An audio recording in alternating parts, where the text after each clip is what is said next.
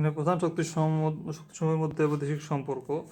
এখানে দেখেন যে ডোনাল্ড ট্রাম্প নির্বাচিত হওয়ার কারণসমূহ বলছে। তো কারণগুলো কী কী? হচ্ছে অর্থনৈতিক অসন্তোষ, তারপর হচ্ছে সীমান্ত নিরাপত্তা, মেক আমেরিকা গ্রেট এগেইন, আর হচ্ছে এদিকে আছে আপনার ডেমোক্র্যাটদের মধ্যে বিভাজন, বিচার বিভাগকে রাজনীতিকরণ, তারপর তারপর আমেরিকা ফার্স্ট এই নীতি আর কি। আর এটার উপর এখন এই ট্রাম্পের নির্বাচনের যে ইউক্রেন যুদ্ধের উপর প্রভাব কী হতে পারে, এই যে আপনার 24 ঘন্টার মধ্যে একটা বলছিল যে যুদ্ধ শেষ করা সম্ভব, যেখানে আমেরিকার স্বার্থ প্রাধান্য পাবে। তারপর তিনি হচ্ছে 11.5 ট্রিলিয়ন ডলারের একটা চুক্তি করছিল প্রথম মেয়াদে আর কি। তো দ্বিতীয় মেয়াদেও তিনি এরকম আর কি একটা চুক্তি করতে চায়। তারপর তো তিনি চাচ্ছেন যে হচ্ছে যাতে রাশিয়া তার দখল এলাকাতে আবার তার নিয়ন্ত্রণ পায় আর কি, এবং ইউক্রেন যাতে কেউ ছেড়ে দেয় আর কি, এরকম একটা চেষ্টা হচ্ছে। আর এখন মার্কিন চীন বাণিজ্যে বিরোধের উপর প্রভাব কী হতে পারে? তাহলে দেখেন এখন প্রভাব হচ্ছে উচ্চ শুল্ক নীতি হতে পারে, তারপর হচ্ছে প্রযুক্তি ও চিপ নিয়ন্ত্রণ।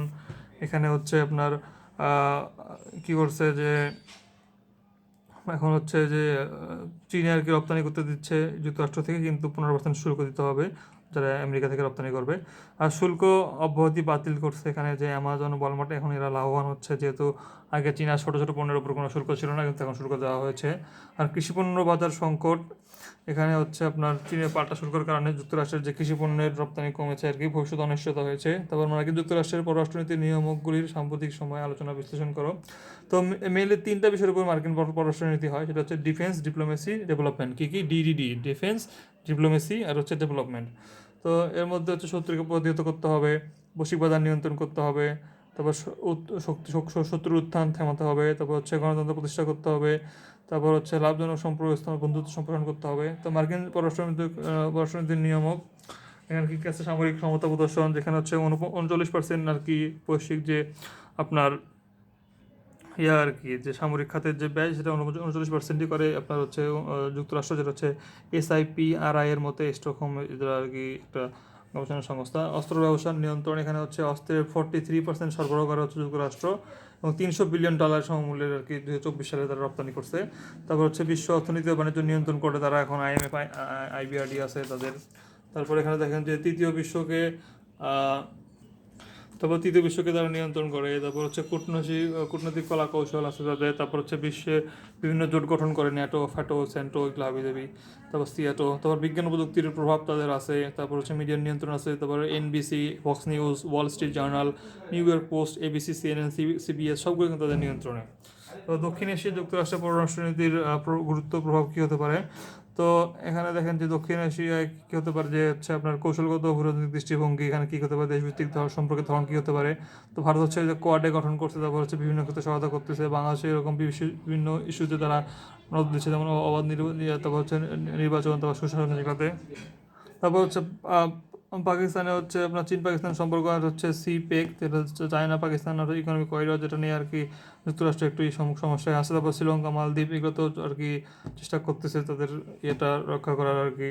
তারপর হচ্ছে গুরুত্ব প্রভাব আঞ্চলিক স্থিতিশীলতা রক্ষা, তারা চেষ্টা করতেছে এই অঞ্চলেতে কোনো উত্তেজনা না হয়। কাশ্মীর ইস্যু একটু করার চেষ্টা করতেছে। তারপর হচ্ছে সন্ত্রাসবিরোধী অভিযান করতেছে। তারপর হচ্ছে ভারতের সঙ্গে কৌশলগত অংশীদারত্ব করতেছে, মানবাধিকার ও গণতন্ত্র প্রচার করছে। তারপর অর্থনৈতিক সহায়তা, বাণিজ্য, তারপর চীন বিরোধী কৌশলগত অবস্থান, যে অকাস কোয়াড গঠন করছে। তারপর হচ্ছে আঞ্চলিক সংস্থার ক্ষেত্রে সহযোগিতা করছে তারা, সার্ক, বিমস্টেক ইত্যাদি সম্পর্ক রাখতেছে। তার অভিবাসন আর শিক্ষা ব্যবস্থা করতেছে। দক্ষিণ এশিয়া থেকে বহু লোক আপনার হচ্ছে ইয়েতে প্রতি যুক্তরাষ্ট্রে পড়াশোনা করতে যায়। তো সম্ভাবনা চ্যালেঞ্জের কথা বলছে যে অনেক সময় যে আঞ্চলিক ভারসাম্য নষ্ট হচ্ছে, তো এই জন্য আর কি মিলেমিশে কাজ করতে হবে আর কি। তো মধ্যপ্রাচ্যে মার্কিন এশিয়া পররাষ্ট্রনীতি, তো হচ্ছে এখানে হচ্ছে বহুমাত্রিক পরিবর্তনশীল আর কৌশল নির্ভর একটা নীতি আছে সবারই আর কি মধ্যপ্রাচ্যে।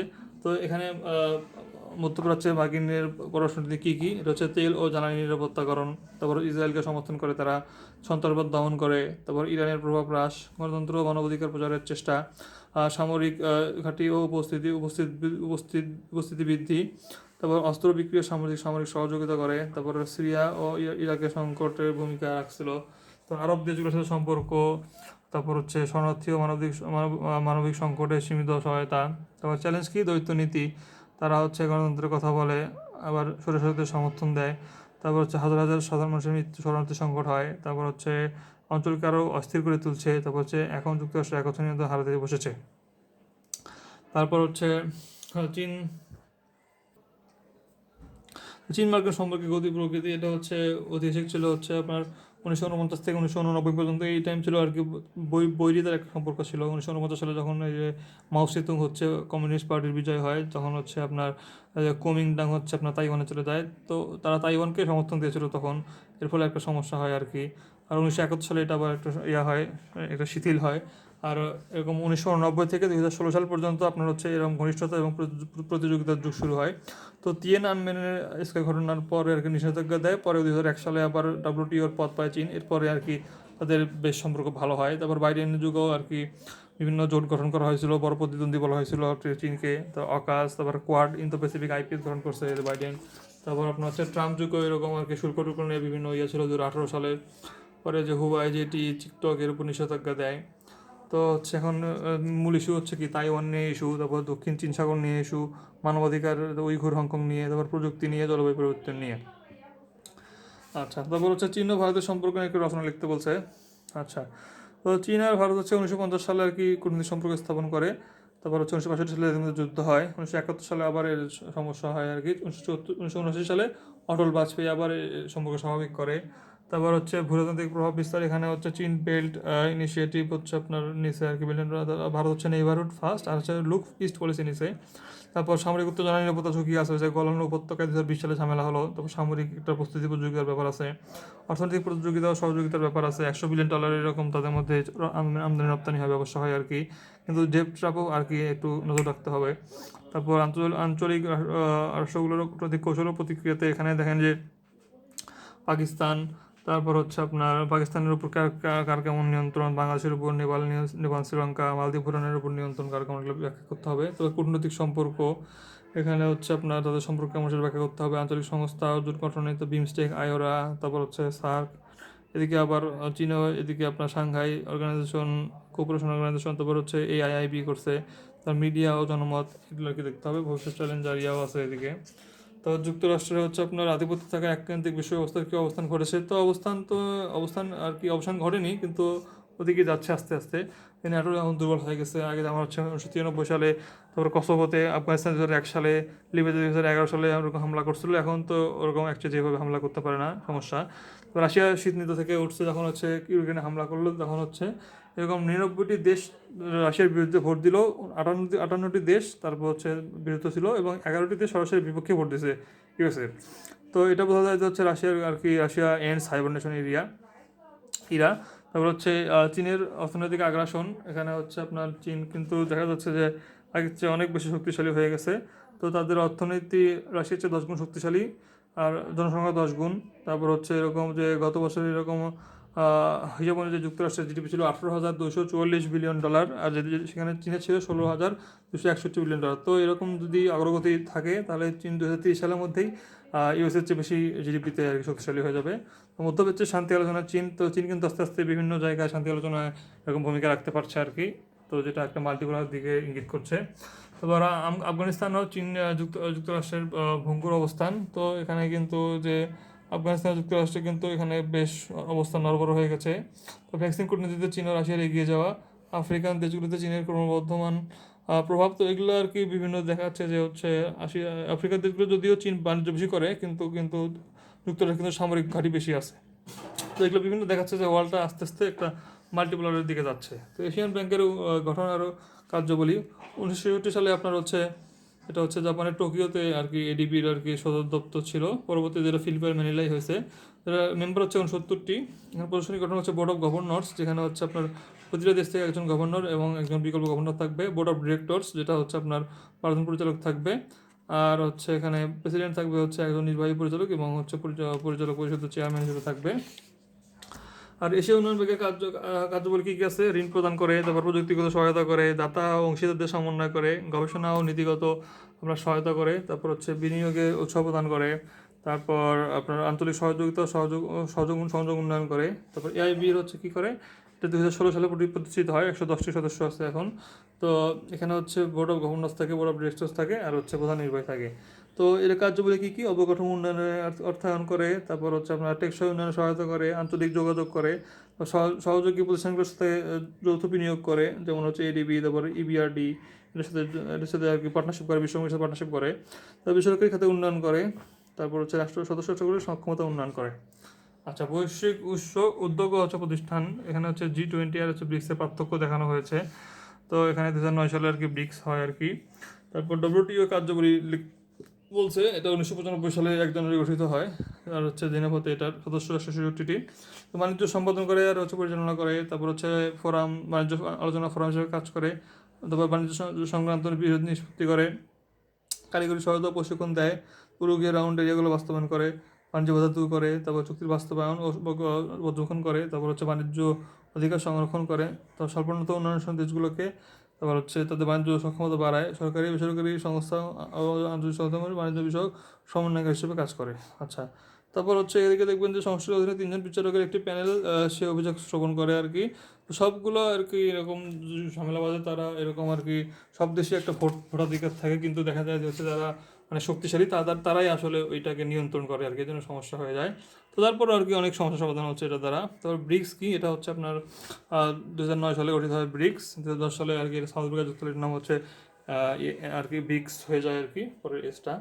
তো এটার উদ্দেশ্য কি, নতুন ভারসাম্য তৈরি করা, তারপর গ্লোবাল সাউথে ব্রিক্সের অবস্থান আরও দৃঢ় করা, সদস্যগুলোর মধ্যে ব্যবসা বাণিজ্য ও বিনিয়োগ বৃদ্ধি, বহুমুখী বিশ্ব ব্যবস্থা গড়ে তোলা, অবকাঠামোগত প্রকল্পে ঋণ প্রদান করা, ডলার ও ইউরোর আধিপত্য হ্রাস করা।